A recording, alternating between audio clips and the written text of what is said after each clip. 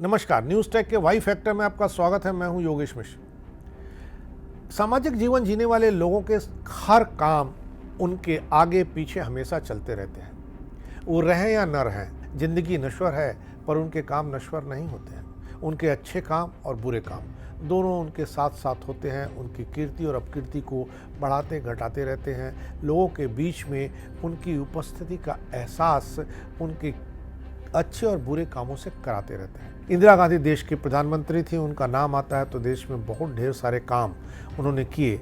इसकी एक लंबी फेहरिस्त है। लेकिन इंदिरा गांधी के नाम के साथ इमरजेंसी का काम और इमरजेंसी का फैसला ना आए तो इंदिरा गांधी के काम को आप पूर्णता से नहीं रख पाएंगे। हालांकि इमरजेंसी के नाम और इमरजेंसी के काम के बाद इंदिरा गांधी की छवि बहुत दूसरी उभरती है। वह इंदिरा गांधी नहीं होती है जिन्होंने बांग्लादेश को एक अलग देश के रूप में स्थापित कर दिया, जिन्होंने दुनिया के नक्शे को बदलने पर मजबूर कर दिया। इमरजेंसी ने इंदिरा गांधी की छवि को बहुत खराब किया। जब जब इमरजेंसी की बात होती है तब लोग इंदिरा गांधी को भला बुरा कहने से चूकते नहीं हैं। जिस तरह स्वतंत्रता आंदोलन को लड़ने वाले हमारे सेनानियों को स्वतंत्रता संग्राम सेनानी कहा जाता है, उसी तरह इमरजेंसी में जिनके खिलाफ इंदिरा गांधी ने जाति की जेल में डाला, एक्शन किया, उनकी भी एक अलग से जमात बन गई जिन्हें लोकतंत्र सेनानी कहते हैं। यानी इमरजेंसी लोकतंत्र के हत्या की एक कोशिश थी।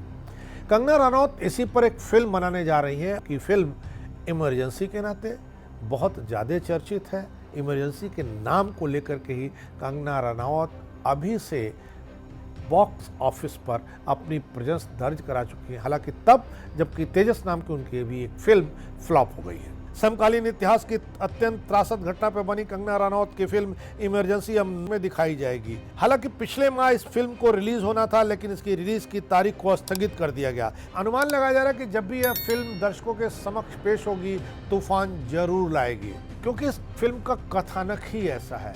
उन 13 महीने भारत के विभिन्न जेलों में कैद जो लोग रहे, उनके जिंदगी के अंधेरे पक्ष और देश में लोकतंत्र की हत्या के तमाम ऐसे पहलुओं को फिल्म उजागर करेगी जो लोग आज भी जानना चाहते हैं। इमरजेंसी के खिलाफ उठा स्वर तानाशाही के खिलाफ जिहाद था। चूंकि काले के साथ सफेद ज्यादा चमकदार दिखता है, इसलिए इसकी दर्शनीयता ज्यादा आकर्षक होगी। मणिकर्णिका फिल्म द्वारा निर्मित इस चलचित्र का निर्देशन और निर्माण कंगना रनौत के जरिए किया गया है। फिल्म की पटकथा रितेश शाह ने लिखी है। फिल्म में कंगना के अलावा सतीश कौशिक, मिलिंद सोनम, अनुपम खेर, श्रेयस तलपड़े और महिमा चौधरी जैसे सितारे खास रोल में हैं। इस फिल्म की भयावहता का अनुमान इसी से लग जाता है कि सरकारी वकील नीरेन डे ने 1975 में सुप्रीम कोर्ट को खुलेआम बताया था कि सरकार को नागरिक के प्राण ले लेने का अधिकार है। फिर हजारों विरोधियों को जेल में रखा गया, बिना कारण बताए, बिना किसी मुकदमे के।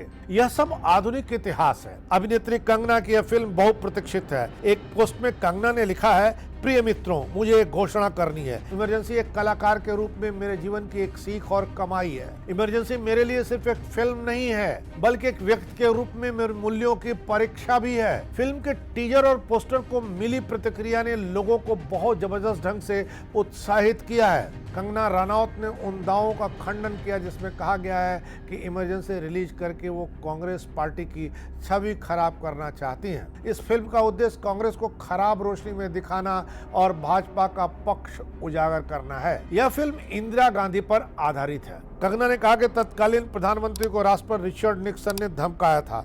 मैंने खुद इमरजेंसी में श्रीमती गांधी की बायोपिक पर काम किया है। निक्सन ने उन्हें बहुत बुरी तरह से ट्रीट किया था, मीडिया में बोला था, बुली किया था। जब मैंने इंदिरा गांधी पर शोध किया तो मुझे पता चला कि रिचर्ड निक्सन ने उन्हें कैसे धमकाया था। लेकिन अब केवल अहिंसा से, केवल प्रेम से पीएम मोदी सचमुच मानवता की मशाल थामे हुए हैं। हम भारतीय इस पर बहुत गर्व करते हैं। प्रोमो में अनुपम खेर कहते हैं, भारत के इतिहास की सबसे अंधेर घड़ी आ चुकी है।